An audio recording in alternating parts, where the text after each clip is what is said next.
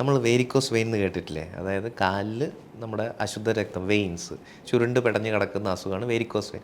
അതേ അസുഖത്തിനെ നമ്മൾ പറിച്ച് നമ്മുടെ വൃഷ്ണത്തിൽ നട്ട് കഴിഞ്ഞാൽ അത് വേരിക്കോസീലായി.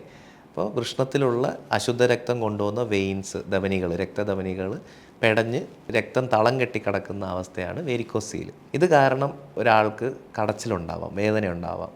അപ്പോൾ രാവിലെ എഴുന്നേൽക്കുമ്പോൾ വലിയ കടച്ചിലില്ല. പോകെ പോകെ ആ ദിവസം ആൾ നിന്നോ ഇരുന്നോ പണി ചെയ്യുന്നതിനനുസരിച്ച് രക്തം കൂടുതൽ അവിടെ തളം കെട്ടിക്കിടന്ന് ആൾക്ക് വൈകുന്നേരം ആകുമ്പോഴത്തേക്കും നമ്മുടെ ടെസ്റ്റിസിലോട്ടൊരു പെയിൻ വരിക, ഒരു കടച്ചിൽ വരിക. അത് രാത്രി വരെ ഉണ്ടാവും. അതാണ് സർവ്വസാധാരണമായി കാണാറുള്ള പ്രയാസം. അല്ലാതെ നമുക്ക് വെരിക്കോസീലിൻ്റെ ഒരു വലിയ ബുദ്ധിമുട്ട് എന്ന് പറയുന്ന ചെറുപ്പക്കാരിൽ കാണുന്നതാണ് വന്ധ്യത, ഇൻഫെർട്ടിലിറ്റീൻ്റെ നമുക്ക് ശരിയാക്കാൻ പറ്റുന്ന ഒരു കറക്റ്റബിൾ ആയിട്ടുള്ള മോസ്റ്റ് കോമൺ കണ്ടീഷനാണ് വെരിക്കോസീൽ. അപ്പോൾ അങ്ങനെ നമുക്ക് വന്ധ്യതയുണ്ട്, വെരിക്കോസീൽ ഉണ്ടെങ്കിൽ വെരിക്കോസീലിന് ശരിയായ ട്രീറ്റ്മെൻറ്റ് എടുത്ത് നമുക്ക് വന്ധ്യത മാറ്റാൻ പറ്റുന്ന സാഹചര്യമാണ് ഇന്നിപ്പോൾ ഉള്ളത്.